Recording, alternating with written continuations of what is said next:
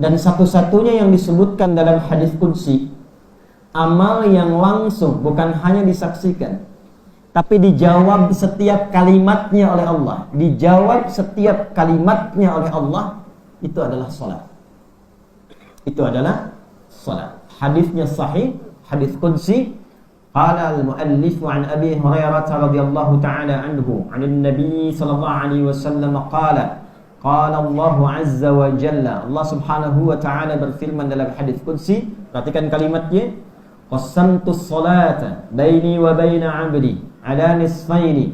Aku membagi salat itu ke dalam dua bagian, kata Allah. Wa li 'abdi ma sa'al, ada bagian yang menjadi kewajiban hamba untukku, ada bagian yang menjadi kewajibanku untuk hambaku. Kalau hambaku benar menunaikan kewajibannya dalam salat itu, maka aku akan kabulkan apapun yang ia minta dalam salat itu. Ini rahasia besar. Jadi dalam salat itu bukan hanya menggugurkan kewajiban, bukan hanya menghadap Allah, bukan hanya disaksikan oleh Allah, tapi setiap perkataan kita dalam salat itu dijawab oleh Allah. Kalau benar salatnya, apa yang kita minta, kata Allah, seketika akan dikabulkan. Seketika akan dikabulkan. Karena itu semua hamba-hamba Allah sejak Nabi Adam alaihissalam sampai Nabi terakhir Muhammad sallallahu alaihi wasallam dan umatnya sampai kita sekarang itu menunaikan salat. Semua salat. Nabi Isa salat. Quran surah Maryam surah ke-19 ayat 31 sampai dengan 33. Wa awsani bis shalah. Allah memerintahkan kepadaku untuk menunaikan salat. Nabi Musa alaihi salam salat. Quran surah ke-20 Taha ayat ke-14. Innani anallahu la ilaha illa ana fa'budni wa aqimis salata lidzikri. Nabi Zakaria alaihi salam itu diberikan keturunan, mintanya dalam salat. Jadi saat salat mohon kepada Allah dikabulkan. Itu ada kisahnya diviralkan di Quran surah ketiga Ali Imran ayat 38 sampai 39. Hunalika da'a Zakaria rabbah qala rabbi habli min ladunka dhurriyyatan thayyibah innaka sami'ud du'a. فنادته الملائكة وهو قائم يصلي في المحراب أن الله يبشرك بيحيى. Jadi Nabi Zakaria itu minta sama Allah diberikan keturunan, padahal secara medis, secara klinis itu tak mungkin punya keturunan. Medisnya mengatakan ini tak mungkin istrinya mengandung. Maaf, karena secara klinis divonis monofos dan mandul. Tapi memohon dalam salat, minta kepada Allah. Ya Allah, manusia mengatakan mustahil aku punya keturunan, maka aku berpaling dari pendapat manusia, aku mohon kepadamu saja. Inilah fikih dalam Quran. Kalau ada manusia mengatakan itu tak mungkin, ini nggak bisa, maka itu tanda langsung dari Allah, langsung mintakan kepada Allah, karena Allah ingin berkenan mengabulkan tanpa campur tangan manusia. Itulah fikih Qurannya. Maka memohon kepada Allah lewat apa? Salat. Nabi Ismail alaihissalam bahkan meminta semua keluarganya salat. Minta semua salat. Itu diviralkan di Quran surah 19 Maryam ayat ke-55. Wa kana ya'muru ahlahu bis-shalah. Dan adalah Ismail alaihissalam meminta semua keluarganya salat. Ada hajat, salat. Ada kesulitan, salat. Setiap ada kewajiban ditetapkan, salat. Jadi semua Nabi dan Rasul salat dan meminta semua umat bahkan keluarganya salat.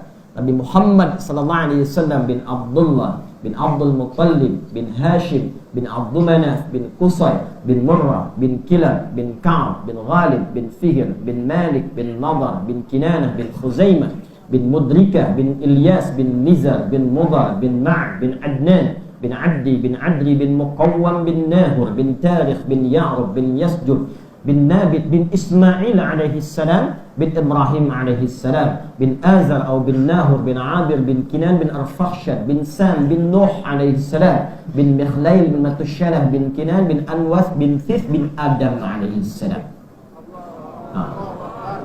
Coba ulangi. Nah, itu semua sholat. Karena itu panggilan pertama untuk umat Nabi Muhammad SAW, ketika kita mulai mengatakan beriman, maka turun ayat, ya ayyuhalladzina amanu ista'inu bis-sabri was-shalah. Quran surah kedua Al-Baqarah ayat 153. Kalau sudah mengatakan beriman, hadirkan iman itu dalam jiwa kita, buktikan pertama kali lewat salat. Saat kita menunaikan salat, kalau benar bacaan salat, ya kembali ke hadis qudsi tadi, bonusnya apapun yang diminta dalam salat itu dikabulkan. Idza qala al-'abdu, kata Allah, akan dimulai pengabulan itu saat hamba mulai berkata, alhamdulillahi rabbil alamin. Ketika hamba berkata dalam salat, alhamdulillahi rabbil alamin, perhatikan ayatnya, perhatikan hadisnya. Qala Allah azza wa jalla, Allah langsung menjawab, hamadani abdi, hambaku sedang memujiku. Perhatikan rumusnya di At-Taubah ayat 105 tadi. Jadi kalau kita sedang beramal, apalagi dalam sholat, rasakan disaksikan oleh Allah dan rasakan dijawab oleh Allah. Itu yang disebut ihsan. Hadis riwayat Muslim, nomor hadis yang ke-8. Kemudian dikutip oleh Al-Imam An-Nawawi rahimahullah di dalam kitabnya 42 hadis Al-Arba'in An-Nawawiyah. Hadis nomor yang kedua itu disebut dengan hadis Jibril. Ketika ditanya ya oleh malaikat Jibril dalam hadis yang cukup panjang, ya qala an Abi Hafs Umar bin Al-Khattab radhiyallahu ta'ala anhu qala bainama nahnu julusun 'inda Rasulillah sallallahu alaihi wasallam اطلع علينا رجل شديد بياض الثياب شديد سواد الشعر لا يرى عليه أثر السفر فجلس إلى النبي صلى الله عليه وسلم ولا يعرف منا أحد فجلس إلى النبي صلى الله عليه وسلم فأسند ركبتيه إلى ركبتيه ووضع كفيه على فخذيه فقال يا محمد أخبرني عن الإسلام فقال الإسلام أن تشهد أن لا إله إلا الله وأن محمد رسول الله وتقيم الصلاة وتؤتي الزكاة وتصوم رمضان وتحج البيت إن استطعت إليه سبيلا قال صدقت